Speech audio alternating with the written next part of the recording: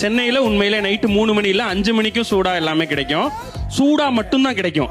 இவங்க சூடா இருக்கதே ஒரு டேஸ்ட்னு நினைச்சு சாப்பிட்டுட்டு இருக்காங்க ரொம்ப காலமா. மதுரையில இருக்கிற மக்கள்லாம் உழைச்சிட்டு சாப்பிடுறாங்கன்னா, அப்ப சென்னையில இருக்கிற மக்கள்லாம் என்ன பண்ணிட்டு சாப்பிடுறாங்கன்னு தெரிஞ்சுக்கலாமா மிஸ்டர் விக்னேஷ்காந்த்? இது இது எப்படின்னா, சில பேர் இருப்பாங்க.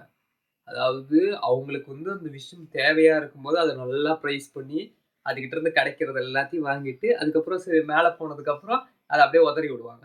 ஸோ அந்த மாதிரி ஒரு ஆள் தான் நீங்க. வேலை இல்லாம பொழைப்புக்கு வழி இல்லாம சென்னைக்கு கஷ்டப்பட்டு வந்தப்போ இங்க கிடைச்சது எல்லாமே சூப்பரா இருந்தது. சென்னை சோறு உங்களுக்கு ரொம்ப நல்லா இருந்தது, ரொம்ப டேஸ்டா இருந்துச்சு. ஆனா இப்ப நீங்க கொஞ்சம் வளர்ந்துட்டீங்க, டிவி சேனல்லாம் வச்சிருக்கீங்க. உடனே சென்னை அப்ப எல்லாரும் மூடிட்டு கிளம்புங்க. எதுக்கு சென்னைக்குள்ள தேவையில்லாம இருக்கீங்க? நீங்கலாம் இல்லைன்னா சென்னை ரொம்ப நல்ல பிளேஸா இருக்கும். ஓகேவா? இந்த லீவ் டைம்லாம் பார்த்தா சென்னை ரொம்ப பீஸ்ஃபுல்லா இருக்கும். ஓகேவா? ஸோ அதான் சென்னை. ஏன் இங்க இந்த இந்த இடத்த அசிங்கப்படுத்திட்டு இருக்கீங்க?